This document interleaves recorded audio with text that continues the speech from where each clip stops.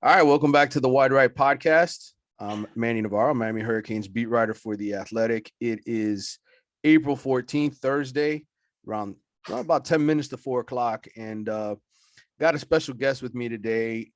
He's not a former Hurricane. He's actually a former Seminole. Talking about J.R. Bryant, who's now a NIL, I guess, agent, right, with first-round management. Is that the right description for you, man? Yeah, NIL marketing agent. There you go.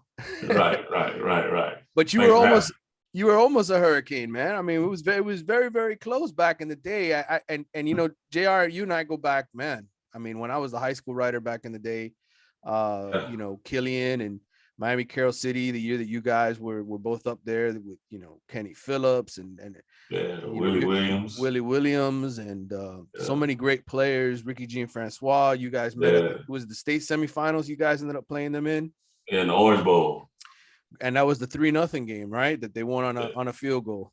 Broke my heart. That was the 3-0 game. Broke my heart. But all these years later, you know, you went to college, you went to Florida State, got your degree, right? And now you're working in NIL and college football, and you're representing some Hurricanes. You got guys like Leonard Taylor, right, on your squad, who he was the first player in the state of Florida to get himself a car deal. You were part of that whole process. And correct. Who else do you represent, man? Well, we're gonna kind of just stick with the guys, man. Like on our roster, we have Jake Garcia, Jake Litterstein. I hope I said that right. Yeah. Leonard Taylor. We got Mello Brunson. We got Brashad Smith. We got Jacoby George. We got Jalen Knighton. We got Don Chaney. Man, we got half. Who else we got? We got Chase Smith. We got all the best players at UM, basically. Yeah, I mean, it's you guys and Drew's crew. I think they represent the whole team, the Rosenhaus, and you guys. It's just like nobody cares about Drew. Yeah, nobody cares. I'm sorry. We got DJ Scaife. Can't forget about my boy Scaife. There you go. Right. Yeah, man, we got Scaife. DJ Ivy. Mm-hmm. Yeah, we got Gilbert Frierson. So yeah, man, we got a pretty good chunk of guys at Miami. Yeah. And it's great. I mean, the way NIL has obviously changed the game for these kids. You're a guy who grew up in South Florida. I'm sure you know, coming up, knowing all the other guys like you know, Richmond Heights area, money, what this kind of money does for these kids, and these opportunities. Let's start with that. You were a guy who went through it yourself. How do you think life would have changed for you if you would have had some of these opportunities when you were in college? Oh man, somebody texted me the other day. And said, because we were talking about a quarterback. We were talking about a quarterback that just got a deal. Well, that's the quarterback from Tennessee, I believe, got this $8 million deal. And they texted me the other day and was like, "Yo, you came out 15 years too late." But man, I mean, it would have changed the whole scope, because it's changing recruitment now. So it goes to the highest bidder. So it would have changed the entire scope of recruiting for me per se, just with taking care of me, myself, and my family. But at the end of the day, like I tell all these kids, you know, this money is temporary. Like, you're really trying to get somewhere else. Like, this money is I don't want to say peanuts. It's a lot to a college kid, because I understand, but it's not the bigger picture. So don't base your college decision off of the school you go to. Don't base the college decision, the school you go to, off amount of money, because you also got to make sure that it's the right situation. Yeah, you know what I'm saying? Because if this guy's paying you $100,000, but this guy's paying you $50,000, but you can go over here and the situation is correct, just take the 50, because in 3 to 4 years, that's what you're trying to get to anyway. But if you take the 100, being greedy, you know, it might be the only 100 you get. Mm-hmm. You know, so that's what I said. Don't base your situation off NIL deal. And what's interesting about it all is that, obviously you mentioned the California quarterback who signed that $8 million deal, right, with the Tennessee collective. In California, it's legal for these kids in high school to sign these NIL deals, but still here in the state of Florida, it's not. So it's kind of like that territory where obviously the high school recruits are having those conversations with colleges, right? Where they're saying, the colleges are talking to them saying, hey, these are some of the deals our players have been able to get. These are the kind of things you might be able to work out, but we can't be involved in the process, right? Because it's against the law here in the state of Florida for colleges to be involved. So it's got to be outside forces.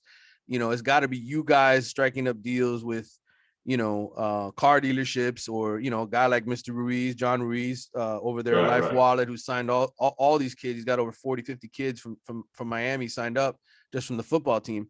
Right. How challenging does that make the dynamic, JR, with, the fact that the schools can't be involved here in the state of Florida? And recruiting the kids, why? Well, I mean, in terms of making the NIL deals, right? Because I mean, in other states, the laws are different. Alabama, Georgia, they can participate. What kind of challenges does present the fact that Miami as a school can't necessarily be involved in those NIL deals, but you guys can help the players get them, so to speak? Well, I mean, it's challenges, but I guess to the coaches there's an advantage. There's always challenges, but to the Miami coaches, I guess there's an advantage because they don't really have to deal with it. It's a okay, you guys, you get your NIL agents or whatever, that do your marketing. You guys handle that part, and we'll handle it. So it's challenging. I don't even think it's that challenging. It always works itself out because when the kids get here, they link on to the best agency in Miami first round. They link on the best agency in Miami first round management, and we see what we do. We do a great job for them, and and it's NIL is not what everybody really think it is. Mm-hmm. It's good money, but certain kids are making millions of dollars, as you can see. That's everybody, and that's what we try to tell everybody. It's not really what they think it is, but I don't think it's that challenging because they get to school and then right away we already know who they are from you guys, the writers, and their 247 and profiles. We know who they are from the 247 profiles, and so we do our due diligence, sign them up legally the right way. Malky does it, and Malky he has things set for these guys already. So to me, I don't really see. You don't see it as a challenge. I mean, I guess some people look at it like, in other words, like Alabama or Georgia or some of these other schools where the laws might be a little more lenient. It might be easier for them to attract the kid because they can talk about NIL deals and help them in the process. Yeah, but here the system's good enough, apparently, is what you're telling me, right? I mean, I mean, the school can't talk about it, but things happen. Things get done. That's right. I mean, however they get done, yeah, they get done. I don't know how they get done, but they get done. They get done. I hear you. All right, man. That was it. That was kind of the way I wanted to broach that topic, because to me there is a difference. By the way, just so you know, there is a difference with I understand. I understand what you're saying. Yeah. I understand what you're saying. From a player perspective, okay. Let's talk money for a second. Who is the guy right now? And maybe you don't have to give me the specifics of numbers, but whatever you're comfortable saying, as far as first round management is concerned, who is the guy right now who is the hottest client, the guy that everybody wants to kind of work with for you guys among the college kids? For us right now, believe it, we have a couple. Everybody wants to work with Leonard Taylor, of course. Mm-hmm. Believe it or not, a lot of people want to work with Frank Gore Jr. We have Frank because his dad. Right. We represent Frank with the boxing and stuff. Mm-hmm. A lot of people want to work with Frank Gore Jr. because of the correlation, that bloodline. Right. But when we get phone calls, we don't we give these companies our client list, and we try to work for everybody, not just the main people. But I can say those two. Frank, LT and Frank. really. are the ones And, that get the most attention. Jacoby. Yeah, but it's kind of tricky. It's kind of a trick, not really a trick question, because you have like South Ridge alumni that will do things for the kids that went to South Ridge. You got Palmetto alumni that do things for Brashard Smith too. So it's kind of, it's kind of but to answer your question, just let it tell. Yeah. Talk about that car deal, how that got done. And how, I mean, I guess being the first ones to do it had to be pretty cool, right? I mean, to be It was trailblazing. That's what we do. That's what we do, man. That's what we do at First Round. We set trends, and now you see people, everybody getting else car trying deals from Ohio and wherever from. They gotta go outside the city. They can't make it happen in their city. Yeah. But nah, man. We got a phone call, and Leonard Taylor didn't have a card. He needed transportation.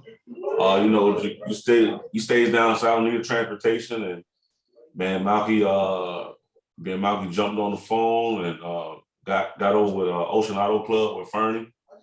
Got over with Ocean Auto Club at Fernie, and we went over. We sat down, we talked to him, and man, we scrapped up the deal. Got him first car deal in Florida.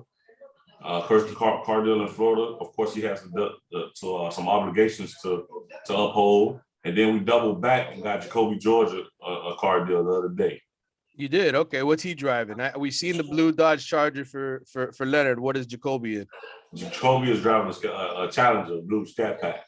I believe it's a Scat Pack, yeah. Okay, so they both got those Dodge Challengers. Yeah, Dodge. Yeah, no. LT has a Charger. Oh, LT has a Charger. I'm sorry. Yeah, and Jacoby has a Challenger. Oh, okay. Yeah, nice. So that's what we do, man. We're trendsetters over on this side. Everybody else follow the lead. Hey, I see the work. You're not lying right now. You guys were first to the punch, so you deserve credit. Yeah, man. Malky does a great job, man. Malky, that guy, like I never seen. My father, God bless his soul, he worked, but this guy doesn't. I don't think he sleeps, bro. Malky doesn't sleep. But he wants what's best for these kids, and he want them just to be comfortable. Because our whole thing is, man, we try to make their life comfortable. But football needs to be your main focus. Right.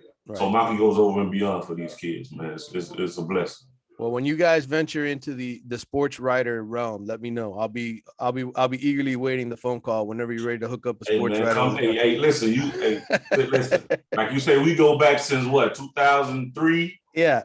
Hey, just come on over, man. Come on over. Hey, we'll trailblaze that also. There you go. I appreciate that. So let's go back in history for a second. And I want to talk to you about some of the other things you're involved in too. You mentioned, Richmond Heights, right? In the park, being involved in the park there, being a park commissioner and helping the youth football movement. But let's talk first about you, the player, because, I remember back in the day, you and Willie were in the same class. I think I had you guys number 1 and 2 in Dade County back when I did the player rankings for the Herald. Right. And, both of you guys were just phenomenal athletes, and guys that I thought, man, these guys are going to be superstars at the next level. Willie ran into his own set of trouble, but you went to college and you played at Florida State and you were part of that rotation. Tell me about that experience, man, going from the high school to the college, and just what you got out of your experience, and how close were you to being a Hurricane, since you are on the Wide Right podcast? I gotta ask you that. Man, going from Miami, Florida to Tallahassee, Florida was a big culture shock. Mm-hmm. When I say culture, I mean just the vibe of the town. We in Miami. It's fast. It's the city. Miami is not a college town. You got the Marlins, you got the Hurricanes, you got Panthers, you got the Dolphins, you got the Heat. So it was like fast. So going from Miami to Tallahassee, it was like the Matrix. Like everything just slowed down for me. And I kind of adjusted. It took me some time. You got to get acclimated to school practice and mat drills, and and I just had to get acclimated to the college life, and I mean, it was great. I never got in any legal trouble. I never really got in any legal trouble, but I ran into, just things with the coaching staff, with me being from Miami, the way that we are as growing up here, and, our swagger and slight attitudes, and, so, but yeah, I played, man. I had a great time. I was coached by two of the best, Coach Bobby Boughton, Coach Mickey Andrews, Jimbo Fisher came my last year. So it was great. I mean, I regret nothing because it made me who I am and got me to this point. I regret nothing, but yeah, college was at least it was fun. It was fun, and it taught me a lot. Now, you were supposed to be a Hurricane, though. You were really close to being a Hurricane. I thought you were going to sign with Miami, and then I'm looking at the article here written by Stephen Holder, who works with me at The Athletic. He covers the Colts and the NFL now for us. But, back when we both worked for the Herald and were covering recruiting, he went to Killian that day for your announcement. I think I was with Willie Williams for his announcement. And you ended up picking FSU. And I think people were surprised from what I remember because everybody thought you were going to Miami. So what happened? How did you not end up at Miami?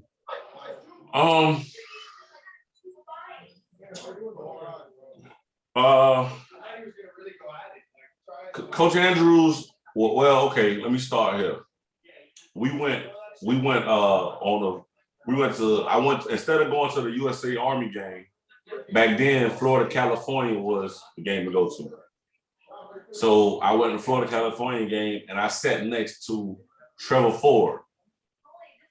So Trevor Ford asked me, "Hey, you're not going to Florida State visit?" I'm like, "Nah, no, I'm going to UM." I'm going to UM. I'm not going to Florida State visit.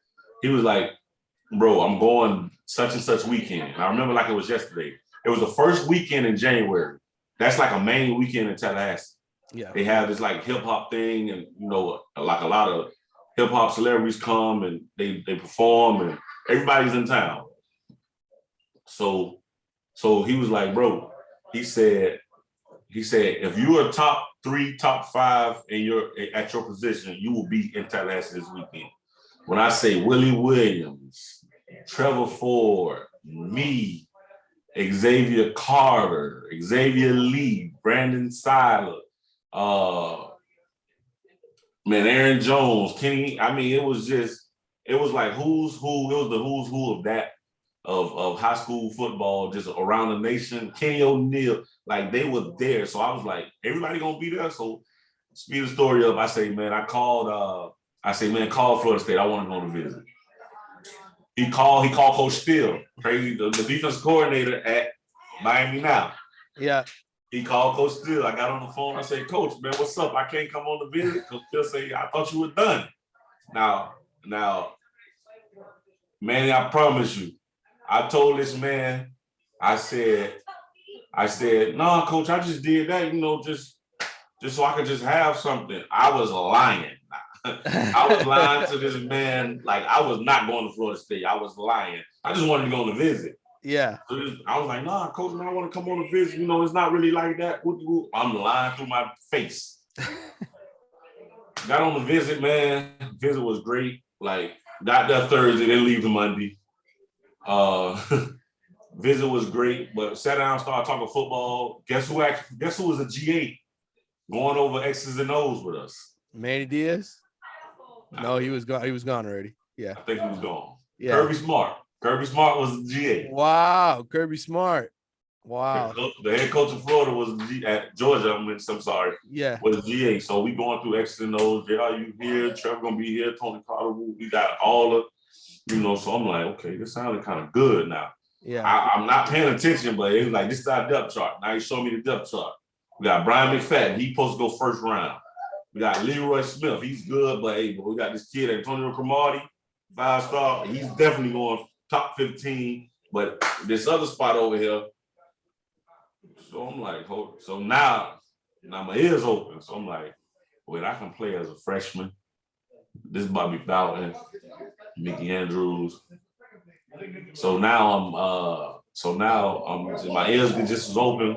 long story short, after I left, I was still kind of going to Miami. It was kind of, hold on. I'm sorry. It's okay. Yo. Hello? Yeah, we're good, brother. Go ahead. It was kind of still Miami, but when Florida State came to my house to meet with my parents, to meet with me and Bobby Bowden sat in my living room, it was like it was a wrap. Yeah, it was like Bobby Bowden's in my living room. Yeah, so it was like this Bobby Bowden. No disrespect to Coach Coker at all, but it was like, all right, I'm going to Florida State, and glad I did because I'm still super close with like me and like the dudes that signed to we still super close. Me and Willie, all of us, we still super close. I'm good with the coaches, but I met my brothers at Florida State. And I'm a Seminole, man. It's up behind me. But that's really what happened. Yeah, and you fell in love with being a Seminole, and Bobby won your heart over. Hey, listen, that's understandable. He's one of the greatest coaches of all time, and obviously we lost him last year. I'm wondering, when was the last time you had spoken to Bobby, and what was your relationship with him like? Man, the last time I talked to Coach B I talked to Big B. It was some years. I talked to Big B. Had to be because he had started getting older. Like I thought, he left in 2008 or 9. I want to say. Mm-hmm. I think I talked to him around that time. But But I remember my pops had, because Big B was he said he got up on his tower and he just watched practice, and so he never really spoke to you per se. He got on his golf cart because he was kind of up in age. All the coaches ran the team basically, so he never really spoke. But my dad had got sick and I had to fly home one time. My dad had got real sick, and Big B was like, Yoel Romero just walked in. Oh, okay. Yeah, George just walked. Yeah, George Martin's about to walk right behind. Oh, yeah, okay. So I just said what's up to him. I'm sorry. It's all right. So I was walking, leaving practice one day, and he stopped me. And he was like, 18, Bryant, how's his father doing?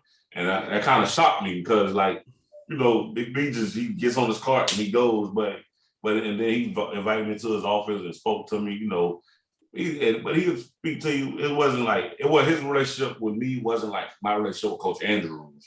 Right. But he was a cool dude, and a lot of people didn't a lot of people thought he didn't know what he was talking about. He knew football. It was the funny thing. Come say what's up, Yoel. I'm doing a podcast. Hey, what's up, man? What's up, man? How you doing, bro? Everything great. That's great. This man here is doing some work, huh? Mama here. Yeah. So our relationship was he was a good man, great dude. Mm-hmm. Always put God first, but the last time I spoke with him, I want to say was 2008, 2009. Mm-hmm. Yes. Yeah, 2008, 2009. So that's the last time we actually spoke.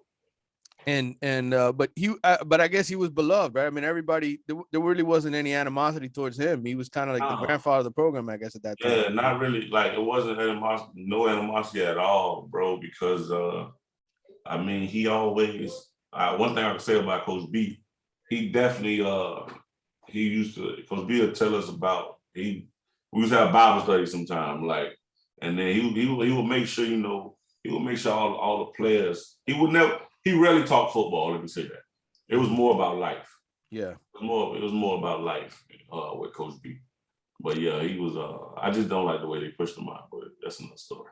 Yeah. You were there from 04 to 07. Is that right, JR? Correct. Yeah, correct. So you split with Miami. I know they beat you guys the first year you were there, and then I think the last year they won in Tallahassee. That crazy ass finish. They threw a fake field goal. Yeah. They threw a fake field goal. the FSU Miami rivalry, people nowadays, you look at both of those programs. I know things are changing, right? Coach Norvell's trying to change things over there. Mario's here in Miami now, so maybe it'll get back to being great the way it used to be. But what did that rivalry mean to you as a player and the kids around you that were growing up? Because it was one of the best in college football at a certain point where everybody, that was like appointment viewing when Miami and Florida State played. Right. That, to me, I had to win that game. Like, to me, I had to win that game because I had to come back home. Yeah. Everybody, fans, all my homeboys on the team. So that was like an important game because I was committed to Miami. All of my junior year, all of my seniors. So that's a game that I had to win. And our first year in the Orange Bowl, we lost in overtime. Yeah, we lost in overtime on some crazy. Mm-hmm. Some crazy. My second year, we won at our place. Mm-hmm. My third year, we won again in the Orange Bowl. Yeah, they were all low-scoring games. There wasn't a whole lot of points to your senior year when that was a shootout. The last year was like 24 to 21, something like that. Yeah, but they threw a fake field goal. But that game was important just because I remember we was in California at the Florida California game, and Miami and Florida State was playing for the second time in the Orange Bowl, and an announcer said, this game is important. This is for recruitment reasons. Yeah. We'll win this game. We'll win a recruiting battle in the state of Florida. So that game always was important. It was fun. I don't want to say both sides don't like each other because we don't like Florida. That's a totally different. But it was like you find your cousins. Yeah. Yeah. There was a level of respect. Even right. Though you guys were rivals, there was a level of respect, which is different. Right. It's probably different with Florida, right? Yeah, there's no respect with Florida. Mm-hmm. Like it was a level of respect though. It was definitely a level of respect. That rivalry hasn't been the same for some years. That rivalry hasn't been the same for some years, but I'm gonna stop at that. I don't want to go past. I don't want to go. You don't want to push any harder. I got you. Because I'm gonna stop at that. You don't want to get into that with me. Is it just off the top? Is that because you're upset with the way Florida State things have sort of happened there, or because? Yes. Okay, you're not happy with the state of the program right now. It's a lot of moves being like. I like. It's funny. I don't understand. I have more connections and more researchers at the University of Miami than I have in my own school. I'm not saying I'm end all be all, but if I stop at that. I don't want to, Well, it's interesting. I love my school. Go ahead. Yeah, no, you love Florida State, and that's good. I mean, I love it when the rivalry is at its peak, but right now it's just people don't talk about that game nationally the way that they used to, and it's a shame. Because it's not. That game was. I mean, we were supposed to play that game on Labor Day, but that freshman year, but that hurricane happened down here, so we had to move to that Friday. And then there was always a night primetime game on ABC. Like, yeah, it's like 12 noon. Like play 12 noon. Like it's like whatever now. I mean. Mario, but I can say Coach Cristobal, they look like I'm over there, because I have to be for work purposes. And some of my coaches over there, and I know almost everybody over there. So it looks like, they changing things around over there. I hope they're doing the same in Tallahassee. Yeah. Because I know on Green Tree they're working. Yeah, they are. And it looks a lot different. You were out there last year, right? What are the biggest differences between a Manny Diaz led Miami and a Mario Cristobal led Miami, just from an observer's point of view? To me, experience and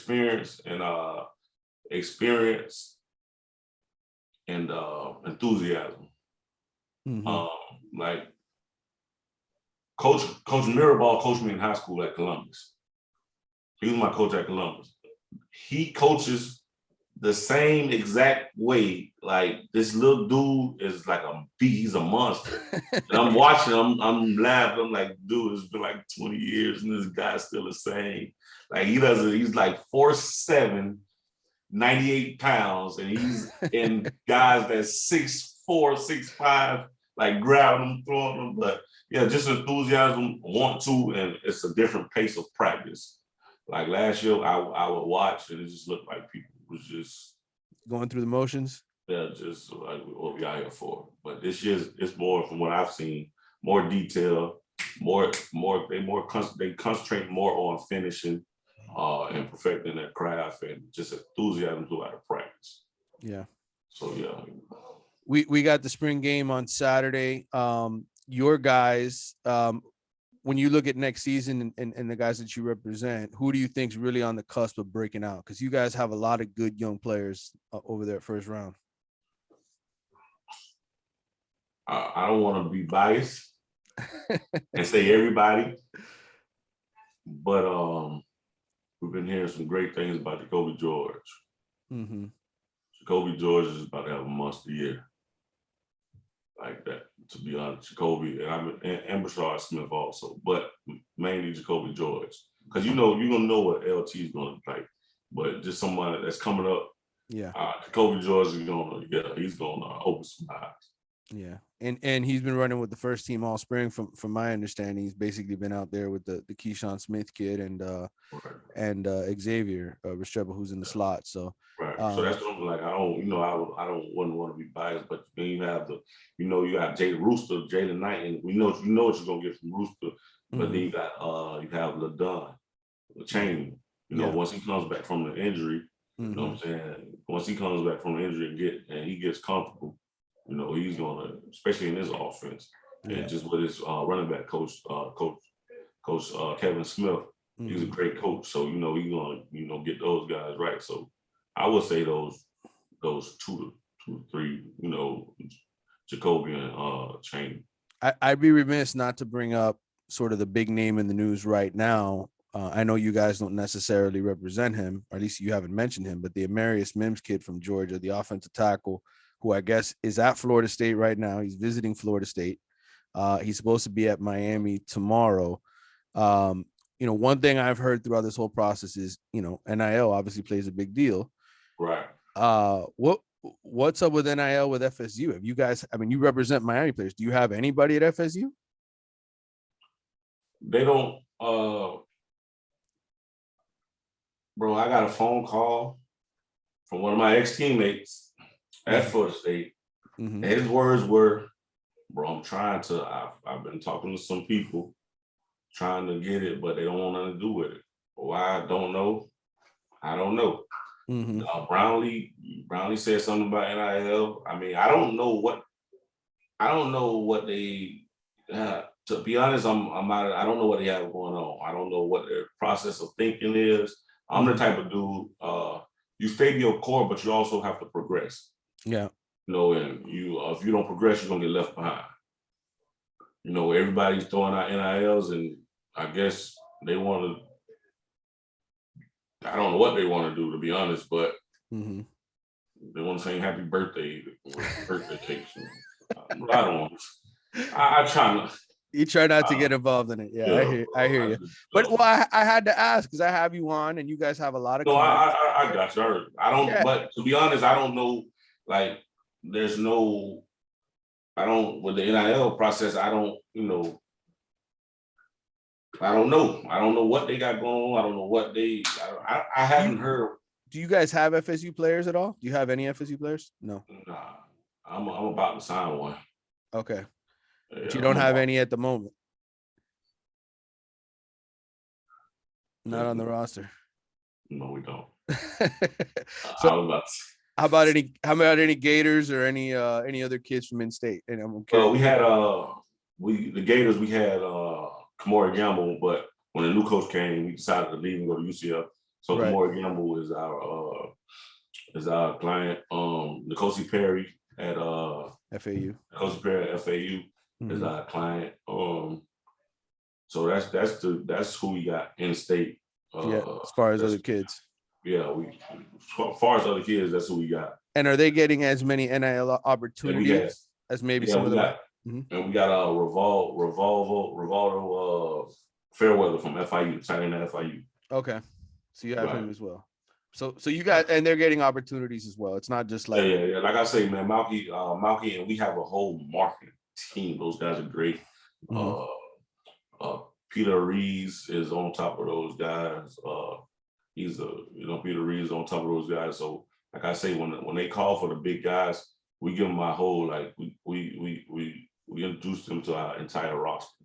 Yeah. And we have nothing but people that do that every day. Phone calls, just try to get these kids deals because we explain it to them like, listen, it's not gonna be, you're not gonna get a new deal every day or every week or every month. There's gonna be some slow times, but we're gonna work to get you what we can get you. Yeah. Let's. I don't want to hang up with you without broaching this subject. You mentioned your involvement in the community in terms of youth football and so forth. Richmond Heights Park, is that right? Yeah, Richmond Park. How long have you been involved in that, and what do you do there? And I guess what is sort of the message to the kids now, because football is obviously changing fast, right? With all this stuff going on, do you educate the young kids, and when do you guys start having those conversations? Well, what I do, I'm the commissioner. I'm the assistant commissioner over football. I'm the assistant commissioner over football, and I just try to I help out. I help coach my 8U. That's my squad. Started in 2008 when I came home from the camp with the Lions. I jumped right into coaching. Found that it was something I love. We won 2 national titles. We went like 38-0 at one point, before we lost our first game in like 3 years. We won like four Sean Taylor Classics in like 5 years, 3 or 4, and we won like 3 in like 4 years. It was just crazy what we were doing. Just try to educate these kids and tell them. I just mostly harp on them about school. Right now, tell them, they ask me about NIL deals. I kind of shoot that down because you got to get to college first. I just I'm trying to just teach them about life. It's more than football. It's more than football. Football is great. Football is a blessing. Football is something that can change your family's life. But if you don't do the things outside of football that's necessary, you won't get to where you need to go. So that's my message. I tell everybody, learn from my mistakes. I'm a walking testimony, but I could have had more, but God set me down, and not saying that I'm not going to get it. It's just going to be another way in life. So I just tell them to learn from my mistakes. If I see a kid 8, 9, 10 years old, I don't really baby these kids. Like that's not coming from me, because the world, that's not life. Once you get to college, I don't care if they give you $10 million in NIL deal. Once you get to college, if you suck, you're going on the bench. If you're not doing what you got to do in class, you're going to fail. So I just try to give them the game raw. I try to give it to them honest, but I try to just teach them and give them life lessons. That's basically what I'm here for. As football is secondary to me. Not trying to dismiss or minimize the game of football, but I just feel like if everything in your life is in order, then football will follow. Richmond Park, any of those kids that you represent now play for you there when they were coming up? Brashad Smith played. Mm-hmm. Leonard Teller played for Richmond. DJ Ivy from Richmond Heights. Mm-hmm. That's who played on that. Juan Johnson played on the park. Chevy Redwine played on the park. Yeah, so Lamar Miller played on the, so yeah, but the guys now, Brashad Smith and Leonard Teller played for the park. That's got to be kind of cool, right? I mean, the fact that you've been with them through this whole process all the way up. Man, I know their families. I know them. And it's cool because they know at the end of the day, they know when it's all said and done, at the core of it, I'm going to take care of their child. These kids are like my little nephews or little brothers. So, even if it's and I have to say, I'm with Malky because I could have worked with any sports age. I still like they call me and but at the end of the day, I know I've been knowing Malky for almost 20 years, and I know that he'll never shice a kid. So loyalty and great morals is big to me. So I can't speak for no other agency. I can't speak for nobody else. I've been offered more, but at the end of the day, I'm loyal, and a dollar can't move me, because if I take the money and you shice this kid that I've been knowing his whole life, now I can't go back to where I'm from. Right. Because you did this kid wrong. And that's exactly why I went Malky, because he always does right by the kids, man. He until I stopped it, he used to give me like one a year, like, bro, if you got somebody that's from your hood, somebody that just needs a shot, I pay for their training, give them a stipend, just, give them a shot. And he asked me, did I want to do it this year? I told him no, for certain reasons, because these kids not grateful for anything. They find any little thing to be mad at, So right. I told him, nah, bro, because at the end of the day, it's like I say, it's always bigger than football. But yeah, those guys, Rashad and Leonard, actually played on the part. Rashad actually won a national championship. He was on your national championship team. Wow. He won a national championship 2016, the Golden Boys. Yeah. Oh man, that had to have been a special roster. Before we let you go, one more for you. You mentioned, you try to teach them lessons, things that you learned, mistakes that you made. What maybe there's a story in there somewhere that you could share now, and we can include in this podcast, and for listeners, about something that a mistake you made or something you learned about this whole process that would be helpful. Just the mistakes I made was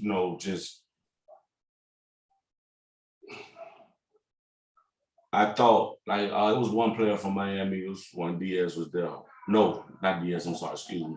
When Rick was there, when Coach Rick. And they started mat drills. So it was a certain player used to come, man, you know how they talk, man, they tripping. Man, this ain't about football. It's got nothing to do with football. It's stupid, this, that, and the third. And this dude was starting. And I was trying to tell him, I was like, yo, mat drills has nothing to do with football at all. It don't got nothing to do with X's and O's, and it's all about they're trying to see who's gonna quit, and they trying to see who's gonna fight through adversity. I say, now, if you keep doing what you're doing, you're gonna get put on second team, and they're gonna, man, he came back 2 days later, he on second team. I said, bro, I told you, I've been through it, I know it. So the mistakes I made was just what they make not like. That's why I don't get kind of mad. I understand these kids. I just try to tell them, if the coach is poking at you, he's poking at you for a reason. Now, when the coach stops talking to you, then you need to worry. But if he's poking at you, he's trying to see if you can handle adversity, and he's trying to push you to somewhere he knows that you can go, that you don't think you can go. But just little attitudes, lessons, just life lessons, just how to learn how to handle, like I say, adversity is big in football. Football and life is a correlation. You know what I'm saying? You're gonna hit adversity in life, you're gonna hit adversity in football. But you gotta learn how you handle it. It's not the rise or the fall. It's about how you respond to every situation. And so a story that I can't tell you none of my stories. I was, man, okay, so quick story. We playing I won't get into logistics because I done, held and forgave, and, me and the coach is good. But we were playing Rice, and Rice ran like this option play, but they'll either run the option or they'll run fake option with a bomb. So the whole week, the coach was like, yo, on option, you got pitch. So the dudes ran the option. I went to the pitch man, but it was a fake option. The dude ran a crack and go and threw the ball like 60 yards down the field. So I'm looking, I'm like, oh, shoot. But mind you, like, it was just crazy what we had to do, but the receiver jumped on top of the safety head and caught the ball and took it and fell. But they cursed me out for some reason, and I went ballistic on the sideline. Mhm. I took it off, and that's when my career started, tanking. I took it off. I'm done. Like, I went crazy. So with that, that was a mistake I made. So I try to tell the kids, like, always keep composure. You're going to get frustrated. I understand it. I can't be mad because you're 19, 20, 21 years old and you feel like somebody's attacking you, but you just got to learn, don't get yourself somewhere that you can't get out of and to get where you got to go at the moment. So I just try to just teach little lessons in football and life, man, and try to be a positive impact that way. Yeah. Well, I'm sure it's working, man, because you guys got a great client list, great players, and you're connecting with these guys. They're coming to you for a reason. They trust you, and that's an important part of this all. And it's good to see a South Florida kid. I don't care where you guys end up going to college. Everybody tells me all the time, well, you're a UM guy, right? And I'm like, listen, I just want to see kids make it out of South Florida and succeed, to be honest, because I know how tough some of these upbringings are for these kids. The fact that they open up the refrigerator and there's no food in there. And, I was blessed to live in a house where thankfully my parents were able to take care of us, me and my brothers. But not everybody is so fortunate. So I'm glad to see, JR, that you're doing well. And thank you for coming on, man. I really appreciate it. And you're always welcome. You hit me back on the text and I'll bring you on, man, so we can talk some more. Man, I appreciate it, man. I'm proud of you, dog. You're moving up. You're doing your thing. I remember you used to write for us. You was with the Herald, right? Yep. Yeah, man. You used to, write about us, and we used to love the Manny Navarro and write ups, man. It was crazy, man. But I appreciate it, and man, much success and much blessings to you and your show and your job, bro. Thank you, man. I appreciate it. We'll talk, man. I'll see you around. The neighborhood. You're gonna probably be at the spring game on Saturday, right? You got all those guys you gotta go watch. No, we having a event that night, symposium for all our parents. So we gotta get ready for that for NIL parents. So probably not. Well, I'll run into you somewhere. You'll be around and I'll be around. Yeah, I'll be around, man. I appreciate it. All right, JR. You take care, man. You too, man. Thank you.